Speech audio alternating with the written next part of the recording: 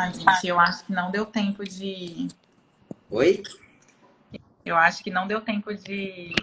Opa, tá me mostrando aqui o consultório. Eu não sei se deu Pronto, tempo de agora sim. salvar. Tô arrasada. Não? Acho que não, porque meu celular desligou. Ah, entendi. Ele Bom, desligou. a gente retoma. Tá É, faltando só a Gabriela deixa eu agora entrar. convidar ela de novo Ana aqui. Gabriela entrar. Pronto, chamei ela. Olha, o pessoal tá chegando aí. A Edna já chegou. Deixa eu ver aqui nos. Ai, gente, eu tô arrasada. Eu trouxe até o negocinho aqui pra eu poder fazer a live do consultório e meu carregador ficou. Ah, Mas tá bom. entendi. É a vida ao vivo, né? Do jeito que dá. Desde de manhã. Faz parte, doutora. Isso só acontece com quem faz. É. Uai, não tá dando certo. Já chamei ela 2 vezes. Vamos ver Olha, se. agora sim, ela chegou. Ah, pois ótimo. Pronto. Ai, gente. Agora vai. Bora, vamos seguindo. Uma live Vamos seguindo. difícil, mas muito importante. Então vamos seguir. Mas olha, a nossa, a outra que a gente fez, né? Do Hatch nos meninos. Não foi muito fácil também. Acho que começou umas 3 vezes para ela fluir, mas vai dar certo. E Muito a bom. gente O retoma pessoal. das perguntas agora, porque eu acho que deu tempo, né, doutor, concluir Deu, aquela Uhum. fala. deu. Deu sim. Ficou Foi ótimo. ótimo, Pelo sim. menos não paramos no meio, né? Eu vou ler É uma pergunta verdade. aqui pra gente. Eu vi enquanto o pessoal tava falando, daí eu não vi quem falou, mas eu vi que uma pessoa falou, né? Que usa o canabidiol de associação. E assim, entendam, gente. Eu não estou falando mal do canabidiol que é feito por essas associações. O que eu estou falando é sobre a gente não ter a segurança, né, do que tem ali. E eu, por exemplo, sou muito baseada na ciência, né? Tanto por isso que eu sou a diretora do comitê científico. Então, eu não prescrevo de maneira nenhuma nenhum tipo de canabidiol artesanal, né? Uhum. Só mesmo os que são certificados, os que a gente sabe exatamente o quanto eu tenho de THC, se é isento de THC, né? Se é realmente puro, né? Se é um full spectrum, se é um broad spectrum, isso tudo faz diferença, né? Faz muita diferença.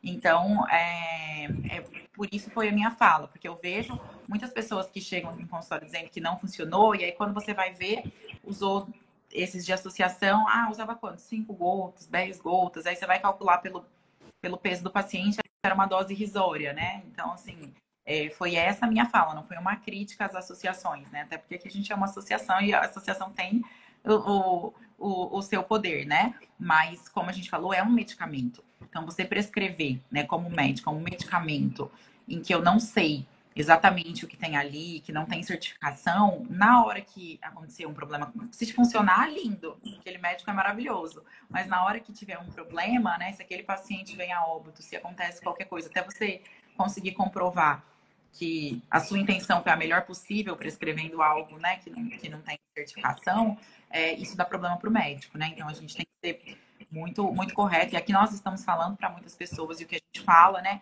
influencia muito outras pessoas. Então a gente tem que ser muito sério mesmo, né?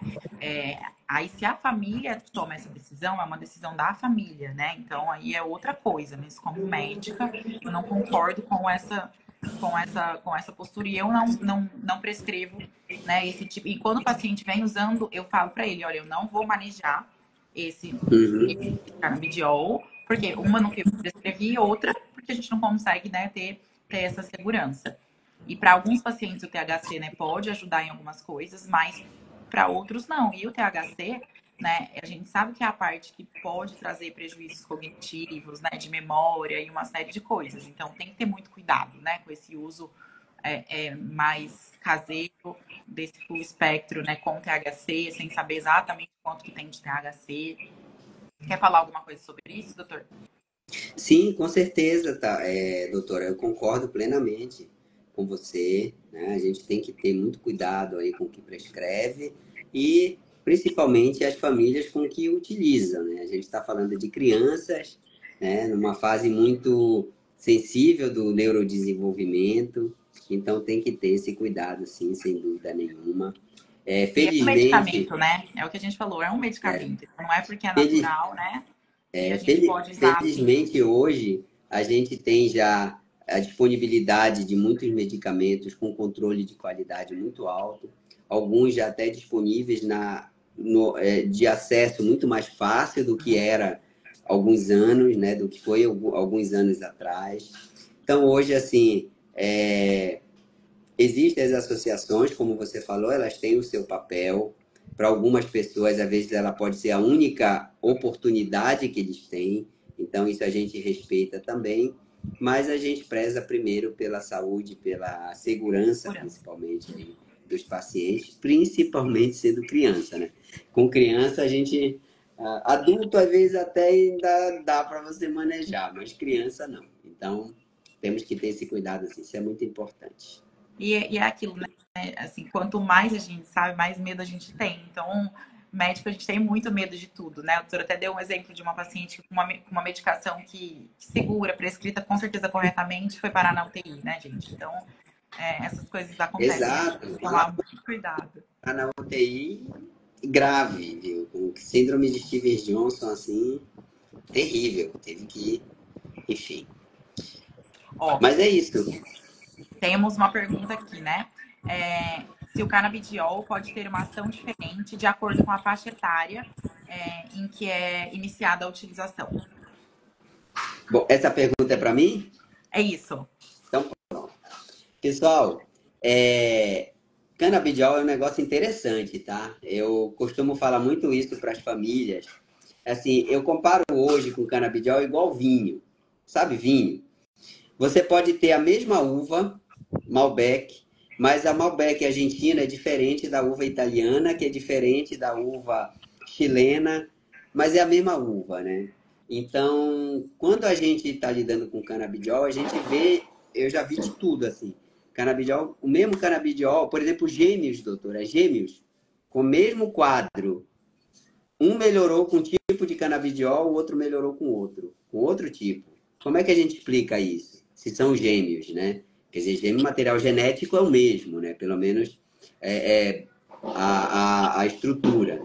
Então tem o papel aí da epigenética também que a gente considera. Mas o que eu quero dizer para vocês, pessoal, sim, a gente pode observar respostas diferentes em diferentes faixas etárias, em diferentes doses, em diferentes concentrações, com diferentes fármacos, com diferentes composições e com diferentes perfis de personalidade. Por que isso? Porque o canabidiol, o nosso sistema endocannabinoide, que é onde os medicamentos à base de cannabis atuam, ele é um sistema regulador dos outros sistemas. Então, o sistema endocannabinoide regula o nosso sono, nosso apetite, nossa atividade sexual, nossa memória, nosso sistema imunológico, sistema cardiovascular. Ele tem esse papel de regular, tá? Então, por isso que a gente observa respostas muitas vezes diferentes com determinadas faixas etárias, com determinados pacientes. Porque o grau de regulação que cada pessoa precisa é diferente, é individual. E em cada faixa etária, essa regulação muda. Então, você vai ter respostas diferentes, não tem muito jeito. Tá? Porque o sistema onde esse medicamento atua é o sistema que regula os outros sistemas. Tá? Então, a resposta é essa aí. Sim, nós podemos observar e observamos respostas diferentes, mantendo o mesmo canabidiol, mesma concentração, mudando a faixa etária. Porque o grau de regulação muda, tá? Ótimo. Temos uma outra pergunta que seria: quais os possíveis efeitos colaterais do canabidiol? Bom, os efeitos colaterais são descritos na literatura, tá? Em geral, eles descrevem no inglês como mild, né? Mild não são intensos nem são graves, né? É muito difícil ter algum efeito assim acentuado.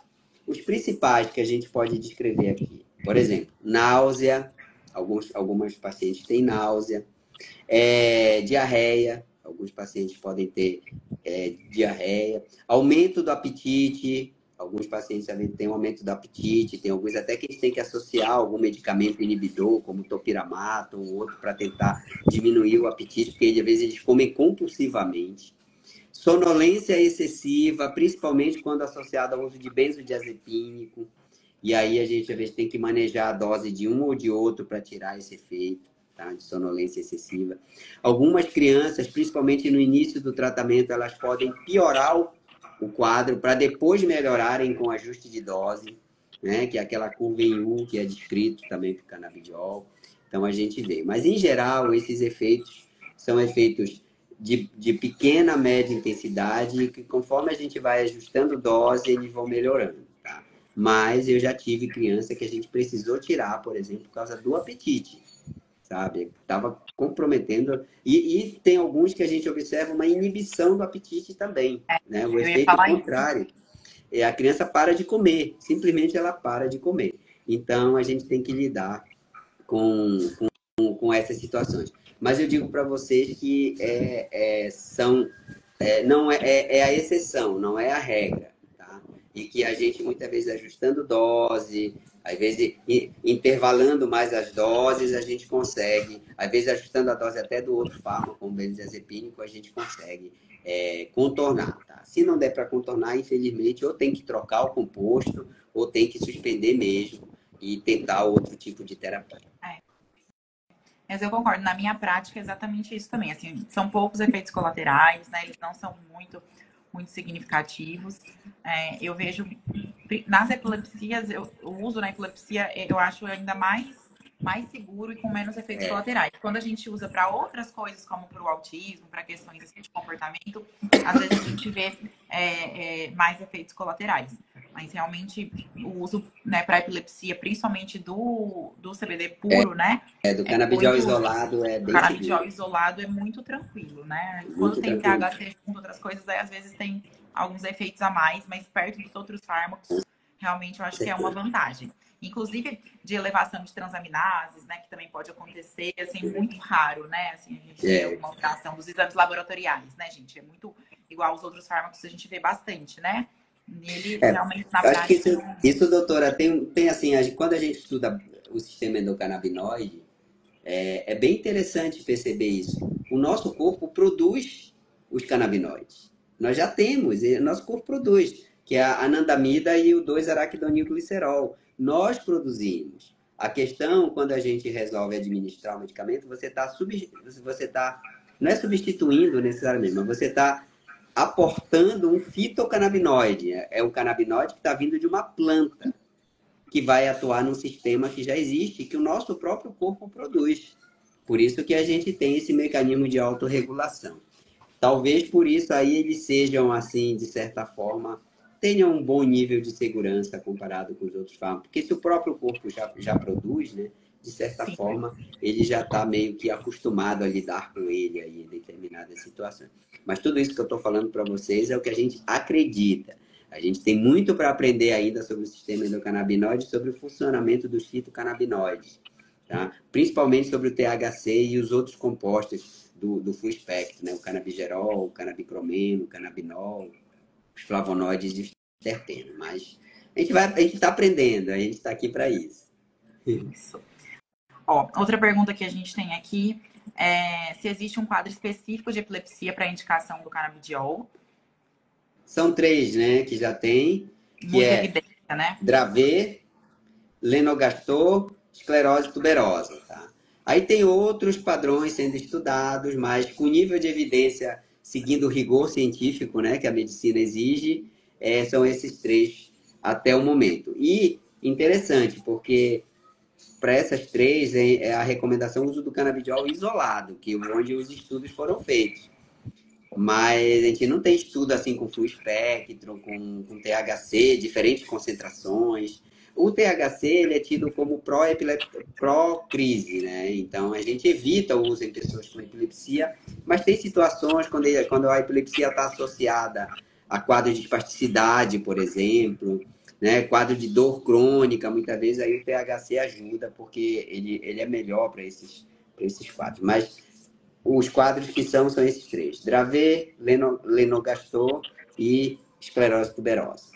Os demais é tudo off-label. A gente usa porque acredita que funciona, mas não tem evidência ainda, pelo menos seguindo o rigor que a medicina exige. É, isso mesmo. E teve uma pergunta aqui se é esperado o aumento de cialorreia em crianças que usam CBD. Bom, eu não tenho observado isso. Algumas mães já descreveram, muito pelo contrário. Às vezes a criança reclama que a boca fica um pouco seca, tá? Eu não tenho observado, não, tá? Esse aumento, tá? Não tenho, não. Provavelmente, né, a gente tem outros fármacos que aumentam e às vezes pela doença de base, né, a gente já tem um pouco mais dessa estase, por dificuldade de deglutição.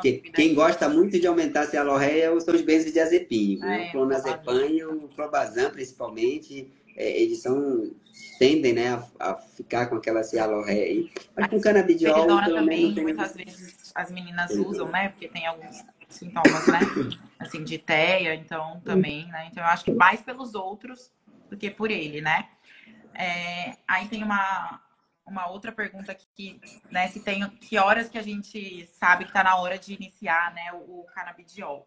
Não tem, né, uma hora específica, mas tirando essas, seguindo a ciência, né, tirando essas três indicações absolutas, né, nos outros casos, dificilmente a gente inicia como o primeiro fármaco. Né? A gente tenta alguns outros fármacos antes, mas depois do segundo fármaco, né? Assim, bem indicado, na dose correta, a gente já pode tentar ele, né? Ele pode vir aí, né, como já o terceiro fármaco, né? Aí na tentativa de controle das crises, mas muitas vezes a gente não acaba seguindo essa ordem pela questão de custo, né? Porque ele tem um custo mais elevado, nem sempre a gente vai conseguir, né, judicialmente, e ainda mais para usar esses que a gente está falando, né? Canabidiol, o isolado, né, gente, ele é mais caro, porque dá mais trabalho para eu separar todos os outros compostos, né? Então, ele fica bem mais caro. E quanto maior o peso do paciente, maior a dose que eu vou ter que usar, e aí isso acaba onerando muito o paciente. E aí perguntaram sobre dose aqui, né? Assim, se tem uma dose máxima, mas depois o doutor pode complementar, né? Mas na epilepsia, a gente usa assim tranquilamente, né? 10 miligramas por quilo de peso. Isso na hora que a gente pega aqueles frasquinhos pequenininhos e vai calcular, né? Eu tenho paciente que usa tipo 3, 4 frascos no mês. Então, assim, é caro. Né? É um tratamento caro. Exatamente, né? A gente tem os estudos, fizeram com dose assim, de 5 a 10 miligramas por quilo, que é uma dose bastante elevada. Agora, assim, na prática clínica, eu particularmente, e tem vários colegas com quem eu já conversei que também seguem essa linha, a gente segue aquela linha assim, start slow, go slow, but go, né? A gente não começa com 5 miligramas ou 10 miligramas por quilo. A gente começa com uma dose baixa, vai vendo se não dá nenhum efeito colateral, se a criança vai tolerar, né? Se a família vai ter condições de manter o tratamento, porque às vezes a gente começa o tratamento e depois interrompe, não é o ideal. E aí a gente vai tateando isso até chegar na dose. Se precisar chegar numa dose elevada, chegaremos. Mas a gente não começa por ela, pelo menos não é essa linha que eu adoto e outros colegas também, porque senão fica muito oneroso, tanto para a família quanto para o Estado, para os locais onde é fornecido já. Agora tem uma coisa interessante, viu, do tratamento. Outro dia eu fiz uma pesquisa aqui na clínica, quanto que uma família gasta em média com uma criança que tem epilepsia refratária com os fármacos alopáticos? Em torno de 600 a 800 reais por mês. Não é pouco para uma família né, para a maioria das famílias brasileiras. E isso para comprar, porque geralmente são 3 medicamentos, assim, né? Aí, alguns até 4 que estão tomando, e não é barato, né? Não sai barato. Então, se a gente conseguir aí, tudo bem, aumenta o custo com canabidiol, aumenta, mas se você conseguir reduzir aí algum fármaco ou até retirar também, as coisas tendem a equilibrar. E eu gostaria de deixar também aqui, né, como a gente está falando de canabidiol, que existe também a possibilidade de cirurgia, tá, pessoal? Eu sou neurocirurgião, a minha formação é em neurocirurgia para epilepsia. E quando a gente pensa em duas terapias, se a gente pensar assim, ó, você está usando fármaco alopático, você está usando canabidiol, você está usando a terapia cetogênica e um procedimento cirúrgico como o VNS ou uma lesionectomia, são 4 mecanismos diferentes agindo no mesmo ponto. Então, sempre por isso que tem que ter um acompanhamento de alguém, de um especialista, para poder decidir em que momento qual terapia é melhor e em que momento precisa juntar terapias. Porque, por exemplo, muitas vezes para a criança estar com 4, 5 fármacos mais o canabidiol, você põe um VNS nela, muitas vezes, e aí você consegue reduzir vários outros medicamentos ali e mantendo um medicamento, mantendo um tratamento que não é farmacológico, que é elétrico. Então, isso tudo a gente tem que levar em conta. Assim. Então, é uma decisão muito individualizada e que a gente tem várias terapias que a gente pode unir. Doutor, vou aproveitar o ensejo da sua fala, até trazer uma contribuição que foi um evento que o doutor promoveu na última semana. A doutora Daniela Bezerra, né, parte integrante da Associação Brasileira de Epilepsia, ela trouxe até um gráfico, né, com uma pesquisa que apenas 4% das pessoas que iniciam o terceiro fármaco na epilepsia conseguem o controle dessa epilepsia. Eu acho que entra até aí nesse em que momento pode ser indicado o canabidiol, como a doutora falou, que não é a primeira oportunidade. Então, imagina, né? Depois de 2 medicamentos, incluir o terceiro, ainda é só 4% de chance dessas pessoas terem essa epilepsia controlada. Então, eu acho que acredito que se as pessoas forem pensar assim, em que momento a gente pode pensar nessa possibilidade, nessa alternativa terapêutica, né? Acredito que seria a partir desse momento, como o doutor falou, que acaba sendo 3 medicamentos, custo de 3 medicamentos, então pesar para ver realmente a realidade, né? A possibilidade daquela pessoa utilizar. Isso. Temos uma outra pergunta aqui. São muitas perguntas, tá, gente? Mas eu vou tentando aqui para poder, né, responder a maioria. Por que é tão comum a epilepsia na síndrome de Rett? Vou ler 2, aí eu já respondo as 2. Por que é tão comum a epilepsia na síndrome de Rett e se a ausência de epilepsia, né, na primeira infância descarta epilepsia na Rett. Então, vamos lá. A epilepsia é tão comum porque a concentração, né, do MACP2 ela é maior no cérebro. Então, a gente tem, né, o gene MACP2 e, consequentemente, a proteína MACP2 em grande quantidade no cérebro, em alguns outros órgãos também, o que justifica os outros sintomas que a gente tem da Rett. Mas no cérebro, essa proteína, né, o MACP2, que pelo defeito no gene vai estar aí diminuída ou ausente nas meninas e nos meninos, né, com Rett, ela tem um papel muito importante de ligar e desligar outros genes ali importantes, né, na conformação cerebral. E ela tem um papel até, gente, na morfologia, tipo, dos neurônios. Então, tem tudo a ver com epilepsia, né? Então, como eu mexo no cérebro todo, né, e ele fica todo diferente pela falta da proteína MACP2, eu vou ter várias áreas no cérebro que podem ser afetadas e áreas que são epileptogênicas, né? Então, por isso que é tão comum eu ter a epilepsia. E não, né? Se eu não tiver na primeira infância, não descarta, porque muitas vezes a gente não vê essas crises, né? Tem crianças que vão ter mais distúrbio do sono, que a gente não vê tantas crises clínicas. Se o eletro não for bem feito, né? Pode não pegar algumas coisas. Então, e se for uma Rett atípica, nem se fala, né? Mas falando da Rett clássica, também não descarta, né? Que esse paciente possa, numa idade um pouco mais avançada, apresentar crise, porque é muito, muito difícil, muito improvável, né, que não tenha, pela questão genética mesmo, né, da função da proteína MACP2 no cérebro. E uma outra pergunta aqui é se existe algum exame específico para saber qual tipo de canabinoide melhor se adequa à pessoa. Tem, né, doutor? Quer falar? Então, existe dentro da farmacogenética hoje, existem alguns testes, assim como existe para vários outros medicamentos, né? Mas ainda, primeiro, o preço ainda é um preço elevado e ainda pouco acessível, né, para a maioria. E a especificidade é baixa. Quer dizer, não dá para dizer exatamente isso, né? A gente não consegue afirmar. Por exemplo, vou dar um exemplo aqui, o comparativo onde isso surgiu. No tratamento do câncer, né? Hoje a gente sabe que determinados tipos de tumores respondem melhor a determinada combinação de quimioterápico, fazendo uma análise genética deles. Para o canabidiol, a gente tem sido feita uma tentativa. Houve uma época que tivemos um boom disso, foi por volta de 2020, logo depois da pandemia. Eu estava até nos Estados Unidos na época, em vários laboratórios, tentando desenvolver esses testes, tá? Mas a coisa chegou, parece que chegou num beco sem saída, não se conseguiu avançar tanto. Tem alguns, quem quer pode fazer, mas muitas vezes assim, o resultado é muito amplo, ele não afunila muito para você qual cepa é melhor, qual concentração é melhor, enfim.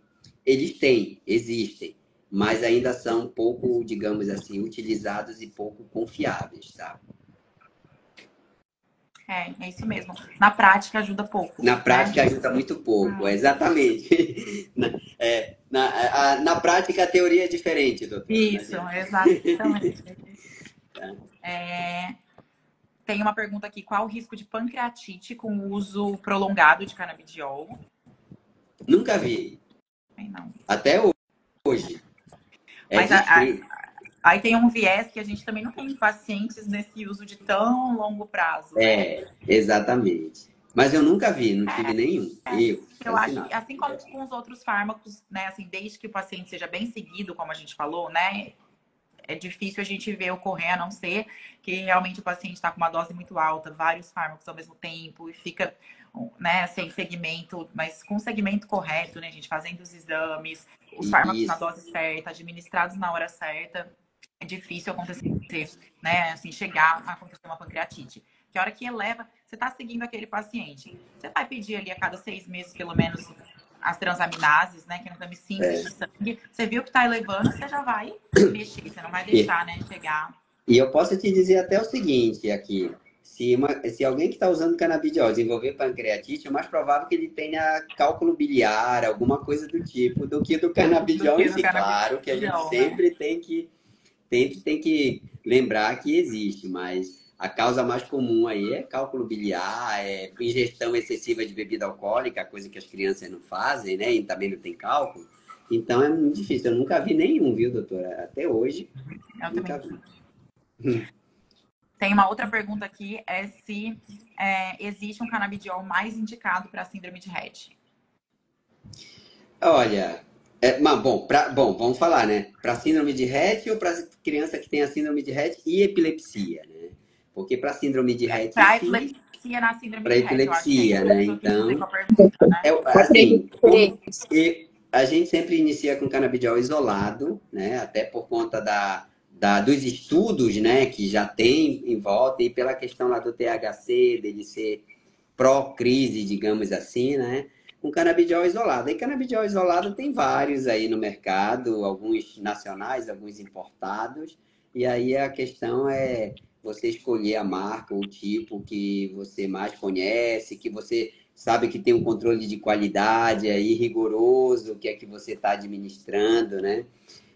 Mas assim, eu acho que o mais indicado para começar é o canabidiol isolado, que é o que os estudos... Para epilepsia de uma forma geral, tá? Isso, em geral, a resposta é mais para epilepsia, né, doutor? Na epilepsia, no geral, a gente sempre vai iniciar com o isolado por conta dessa questão do THC, né? Poder aumentar aí a chance de crises. Mas e aí cada caso é um caso, né? Alguém perguntaram aqui, né, sobre o uso na paralisia cerebral, em outras condições.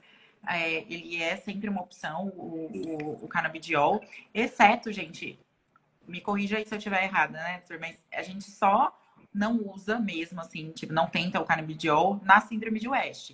Né? Os últimos estudos vêm mostrado que realmente para o West, né, enquanto o paciente está ali, não é uma boa opção. Mas para as outras epilepsias refratárias, ele é uma opção para quase todas. Exatamente. Para síndrome de West, o resultado é bem aquém. E aí nós temos aquela questão, né? Nós temos tratamentos melhores. É sempre essa aquela questão. Então, síndrome de West, vamos falar síndrome de West aqui refratária. É o VNS. O VNS. A gente consegue melhorar bastante a qualidade de vida. Assim, estou falando daquele que já usou o medicamento, que já fez até a terapia cetogênica, que já fez o corticoide, tudo, já seguiu e não consegue o controle das crises. Então, aí é o VNS, né, o estimulador de nervo vago, a gente consegue resultados muito, muito melhores do que com canabidiol. Mas aí, doutora, aí entra uma questão aqui, né? Aí, algumas crianças já vêm para mim tomando já o canabidiol. Aí eu digo assim, olha, tudo bem, ela não vai melhorar talvez tanto assim das crises, vai precisar do VNS em algum momento, enfim. Mas às vezes a criança melhora outras coisas com o canabidiol. Às vezes ela fica mais atenta, às vezes ela fica mais esperta, se alimenta um pouco melhor. Aí a gente pesa aquela coisa, né? Olha, não melhorou tanto das crises? Ok, tudo bem. Mas ela está dormindo melhor, por exemplo, talvez com canabidiol. Sem o canabidiol ela não dorme tão bem, né? Ela está mais atenta, ela está colaborando mais nas terapias, está mais calma, está menos irritada muitas vezes. Então, a gente, às vezes, não tira, né? Vai dizer, não dá, não. Deixa ali, junto com outras terapias, muitas vezes acaba ajudando, eu digo, pode não ajudar diretamente nas crises, mas pode ajudar em outros aspectos aí da família e, enfim, outros aspectos do neurodesenvolvimento, enfim, eu acho que acaba se ajudar em outros pontos, ajuda bem no sono, principalmente, né? A gente vê muitas crianças com problema para dormir aí. O bruxismo, que teve até uma mãe que perguntou, né, se pode ajudar no bruxismo, e ajuda também. Pode, ajuda sim. Então... às vezes as crianças têm um transtorno de ansiedade associado, e aí ele ajuda no controle melhor da ansiedade, enfim. A gente usa assim como uma ferramenta auxiliar aí. Gente, a gente já passou de 1 hora de live, mas eu acho que como a gente teve aí algumas intercorrências, né? E a primeira parte aí da live, eu acho que a gente nem conseguiu salvar. Se tiver tudo bem por vocês, a gente fica mais 10 minutinhos para responder mais algumas perguntas. Para mim, tranquilo. Doutora, eu acredito até que a última pergunta que algumas famílias tinham mandado, ela seja bem ampla, até para a gente encerrar talvez com ela, né? Que se a epilepsia, até outra mãe também mandou aqui, perguntando assim, trata-se com fármacos caso a pessoa apresente descargas epileptiformes apenas no EEG? E a pergunta que a família tinha mandado era se a epilepsia deve ser tratada somente após a aparição das crises visuais, né? A pessoa vendo as crises propriamente ditas. Aí eu deixo com vocês também, para vocês responderem essas questões. Isso num paciente com RET? Isso. Aqui a mãe, eu não sei se é RET. Você é uma mãe RET? A Alessandra Fontinelli, não sei se ela é uma mãe RET, mas do tratamento das crises, da epilepsia só após a aparição de crises, foi uma família RET que mandou a pergunta. Porque isso muda tudo, né? Depois eu vou falar. Num paciente com RET, dificilmente a gente vai esperar, porque a gente sabe que é algo que vai fazer parte aí, né, em algum momento, né, da síndrome, e que traz muitos prejuízos. As crises podem, como a gente falou, né, podem ser silenciosas, pode ser enquanto o paciente dorme, então a gente não espera, dificilmente espera. Lógico que cada médico vai ter sua conduta, né, mas no geral, quem lida com os pacientes com RET, a gente não espera. Agora, em outras situações, a gente dificilmente trataria num paciente rígido, porque isso é uma das coisas do porquê a gente não pode sair pedindo eletro para todo mundo, né? É igual antigamente para o diagnóstico de autismo, né, gente? Tinha esse hábito de pedir o eletroencefalograma, né, para ver a questão de autismo e TDAH. E parte significativa da população, né, vai ter alteração com o eletro sem nunca ter uma crise. Então, a gente não trata, né? A gente não trata exame. num paciente rígido, né? Assim, sem nada. Agora, dentro de um contexto de uma síndrome conhecida, onde eu já sei o que vai acontecer, não tem muito por que a gente esperar, né, doutor? Com certeza, né? Exatamente. A gente tem sempre que lembrar que o espectro de manifestação de epilepsia, né? Vamos pensar, a epilepsia que se manifesta, a principal manifestação da epilepsia são as crises. E essas crises, elas podem ir desde crise eletrográfica, seria, digamos assim, o estado mais brando, até o estado de mal, que é o quadro, são os dois extremos, né? Porém, não deixa de ser uma crise, mesmo ela sendo eletrográfica. Então, se fica bem caracterizado de que tem um contexto, muitas vezes a criança pode não ter necessariamente a crise, mas, por exemplo, é uma criança que tem um atraso no desenvolvimento, é uma criança que não está indo bem na escola, né, que está tendo uma dificuldade de aprendizado, é uma criança que vive irritada, não dorme direito. Muitas vezes a gente pensa, pô, será que ela não está tendo crise mesmo? Ou a gente que não está vendo a crise dela, muitas vezes, porque ela está dormindo, porque ela está na escola, o professor não prestou atenção. Então, a gente tem que considerar bastante caso a caso. Agora, sim, concordo com a doutora. Paciente rígido, tem nada, tá tudo bem, veio com eletroliga, descarga epileptiforme em algum lugar, repete o exame, ignora o exame, mas a gente não vai tratar o exame sem dúvida nenhuma. Tem que ter um contexto aí, até para que a gente tenha alguma coisa para esperar, né? Porque se a pessoa não tem nada, você vai esperar o quê do tratamento? Ela não vai ficar melhor do que ela já está, né? Então, não tem nem o que esperar. Então, você diz, olha, tudo bem, olha, a criança não está indo bem na escola, não presta atenção e tal, então a gente vai esperar que ele melhore o desempenho escolar dele com o tratamento. Né? Então, para justificar. Mas, de fato, não tratamos exames, tratamos pessoas. E tem uma pergunta sobre usar o levetiracetam com canabidiol, que parece que alguém disse que não poderia. Não tem nada, não.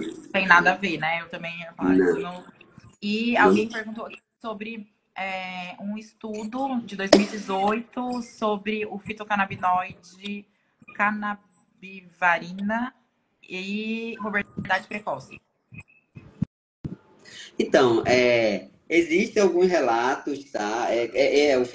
A canabidivarina está dentro ali dos fitocannabinoides, mas assim, como a concentração dele costuma ser muito baixa, quando você pega mesmo um composto full spectrum, o que predomina ali é canabidiol, de longe, assim, canabidiol. Os outros todos têm concentrações menores, né?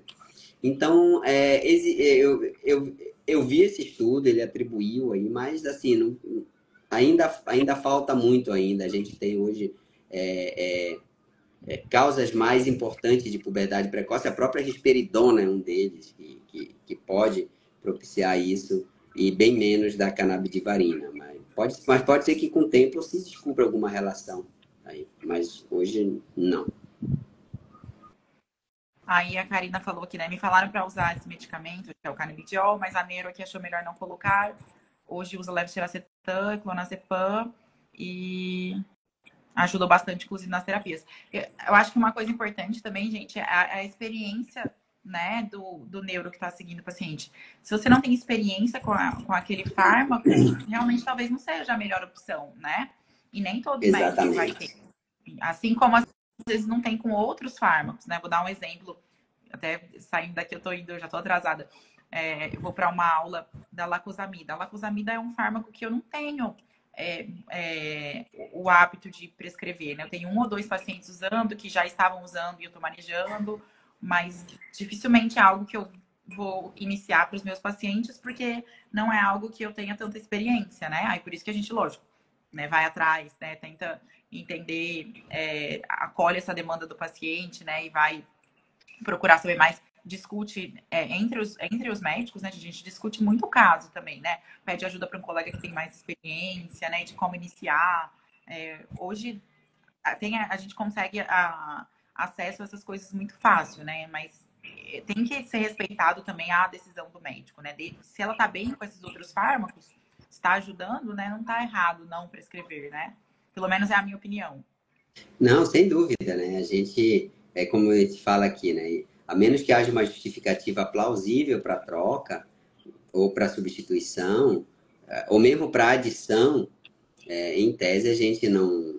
Se a pessoa ficou bem com os fármacos já existentes, não há justificativa para que se troque ou se adicione, a menos que se encontre, né? Se houver alguma coisa que, olha, está tomando levotiroxetam, mas está tendo alteração de comportamento, que pode dar em algumas pessoas, a pessoa altera o comportamento, enfim, está tendo alguma reação alérgica, aí se considera, mas se não, tranquilo, mantém-se o tratamento. Uma questão que eu gosto sempre de abordar, doutora e Gabriela, é que assim, a gente tem uma questão, principalmente nas pessoas do sexo feminino, que tomam medicamento para epilepsia, mas que em algum momento almejam uma gravidez. E aí a gente tem que ter alguns cuidados, né? Com quais medicamentos usar, em que doses usar, visando preservar tanto a saúde do bebê quanto a saúde da mãe, né? Da futura mãe. Então, isso é algo também que a gente tem que levar em conta aí na hora da decisão, também na hora de, às vezes até de trocar por um procedimento cirúrgico, tá? Porque aí você tem a possibilidade de tirar o remédio, de diminuir o remédio, enfim. Mas é uma consideração interessante quando se trata da mulher, né? Da mãe, né? Da mulher que quer ser mãe. A gente tem que ter esse cuidado também aí na hora de escolher os fármacos e por conta disso, né? Porque grande parte dos fármacos, eles podem afetar o desenvolvimento do bebê, tá? Gente, Doutor, eu acho que a gente precisa encerrar, né? sim, eu vou aproveitar, inclusive, a fala da Lidiane. Depois, quando vocês estavam falando, né, sobre tratar cada caso, a Lidiane comentou que essa é a importância do diagnóstico correto. E eu acho que é por isso que a nossa luta é tão fervorosa em relação à conscientização sobre a síndrome de Rett. Eu acredito, eu tenho muita fé nisso, sempre digo que, de acordo com o prognóstico que a gente já se prepara, já se antecipa, né? Essa live, com certeza, aqui foi uma aula. Quem estava assistindo devia estar com o caderninho. Eu estou com o meu caderninho aqui do lado. Foi muito bom estar partilhando desse momento com vocês. Eu estava aqui, né, compartilhando um pouquinho da minha experiência com o uso do canabidiol, mas eu levo muito em consideração o que a doutora falou, inclusive da gente analisar toda a realidade de cada pessoa, especialmente do que a gente está falando aqui, né, das pessoas com síndrome de Rett. Mas eu acredito que é muito importante a gente trazer esse debate sobre o CDB e sobre a epilepsia, para que a gente conheça a epilepsia, os sintomas da epilepsia e saiba diferenciar e saiba identificar, inclusive, logo como a doutora falou, nessa primeira infância, onde é muito difícil que a gente identifique, então que a gente comece a tratar precocemente, né? E também para falar um pouco sobre o canabidiol, porque foi um assunto assim que sempre é muito tratado dentro do nosso grupo, da família Rett. Sempre vem muitas perguntas aqui, lotou de perguntas, né, doutor e doutor? Ficou lotado, são muitos questionamentos. Responder todas, mas eu acho que a gente conseguiu. Existe ainda também muita desinformação, tanto quanto a epilepsia, né, uma condição ainda... Tanto a epilepsia quanto o tratamento pelo canabidiol, né? São dois temas ainda um tanto desconhecidos, um pouco com como é que eu esqueci as palavras? Que está sem estigmas, né? Tanto a condição da epilepsia quanto o tratamento do canabidiol, assim como os outros tratamentos alternativos, né? Para as epilepsias refratárias, como é a questão da neuromodulação, como o doutor estava falando, né? Que a gente também nem teve muito assunto para pouco tempo, nem teve oportunidade de tratar detalhadamente, né? Como essas outras alternativas, a terapia cetogênica, o VNS, o DBS agora, né, doutor, que algumas mães já têm trazido também esses questionamentos para a gente, já pode ficar aí para outra live, né, doutor, sobre isso, sobre a neuromodulação, fica aí o convite. Eu agradeço muito o espaço, eu acho que realmente esse foi um momento de muito aprendizado. Eu adorei essa ideia de reunir os dois médicos, porque foi aqui uma troca, e é muito importante para que nós, pais, saibamos de todas, de como se comporta cientificamente também, né, todos esses detalhes, porque a gente lida diariamente com as meninas. Eu acho primordial também que a gente também esteja capacitado enquanto pais e mães atípicos, né, para lidar com essas questões. Excelente. Eu quero agradecer aí a Gabriela pelo convite. A gente está junto aí, viu? A doutora Tamires aí, excelente. Pedir para o pessoal aqui que ainda não segue o perfil, siga o perfil da FG Clínica. Lá a gente tem muito conteúdo. Nosso foco é epilepsia, distúrbio do movimento, transtorno psiquiátrico, dores crônicas e terapia com cannabis, com medicamentos à base de cannabis. A gente faz live todas as quartas-feiras. Hoje eu estou aqui, mas como convidado, né? Mas toda quarta-feira a gente tem live, a gente participa de programas, promove ações no Março Roxo, no mês de setembro, que é o Dia Nacional e Latino-Americano de Epilepsia, também no mês de abril, sobre o autismo, sobre o mal de Parkinson, em outubro, sobre a dor crônica, em novembro, sobre o Alzheimer. Então, a gente está sempre trazendo novidades relevantes e embasadas cientificamente para o nosso público. Tá? A gente acredita que quem tem o poder é o paciente. O paciente empoderado, ele toma as melhores decisões, muitas vezes até ele ultrapassa o obstáculo do médico, muitas vezes, que fica ali naquela coisa, porque ele quer o melhor. Então, a gente está aqui para ajudar. Conte sempre com a gente aqui. E obrigado, Gabriela, mais uma vez. Conta sempre com a FG Clínica e com a Associação Iluminando a Vida. Depois eu vou te apresentar a Noelza para vocês duas se conhecerem. E a gente fazer um braço forte aqui na região norte, nordeste do Brasil, nessas condições, né? E a gente está aqui para ajudar. Muito obrigado aí. E eu vou falar assim, até a nossa próxima live, né? Até a nossa próxima live. Com certeza. Gente, então boa noite, né? Vamos encerrar aqui. Foi quase 1h30 de live, nem deu, viu? Agradecer a todos. Mensagem final. Para quem na associação, façam um cadastro das suas crianças. Isso é muito importante para a gente, né? A gente precisa ter esses dados, né? Tem medicações chegando e a gente precisa, para poder, né, pleitear com o governo as aprovações, a gente precisa ter esse número, né, de quantos pacientes a gente tem no Brasil. Então, é por isso que a gente fala tanto, né, da importância do cadastro. Não é para aumentar a quantidade de seguidores, né, do Instagram da associação, mas sim tudo em prol, né, dos pacientes. A gente precisa ter esses dados, né, assim, o mais corretos possíveis. Então, além de divulgar, né, sobre a síndrome de Rett, divulgar a nossa associação, divulguem também a importância do cadastro, porque tem muita gente que segue a associação, que participa e que não está, né, cadastrado. Então, façam o cadastro, tá bom? Doutora, e uma boa só complementando rapidinho, só complementando a sua fala, assim como o cadastro é uma contrapartida para a própria pessoa, leva muito pouco tempo, é gratuito, não dura muito tempo para você se cadastrar. E a associação dá uma contrapartida à pessoa, né? Nós fazemos um trabalho muito amplo de divulgação em várias frentes de trabalho, de apoio e orientação às famílias. A pessoa que tem cadastro na Abrit, ela tem a oportunidade de ter essa troca, de ter essa rede de fortalecimento com outras famílias em todo o Brasil.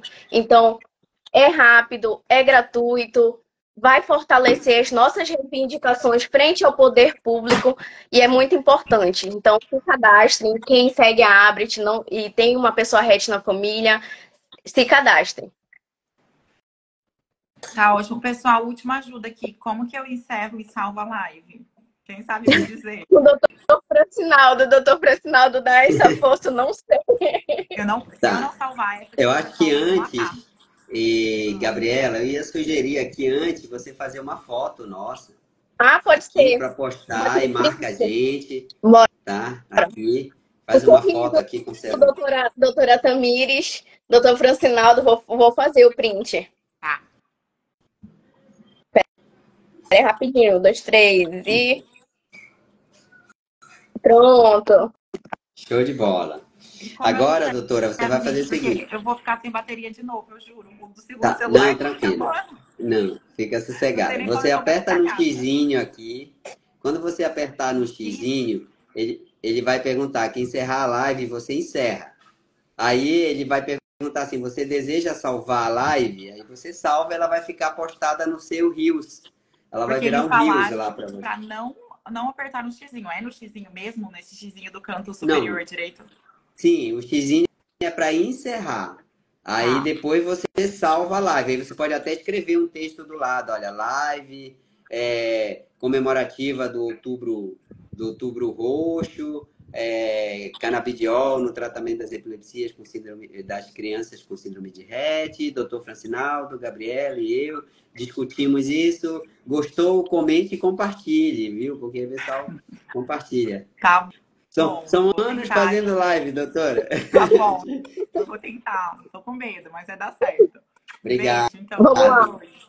Tchau, Tchau. tchau.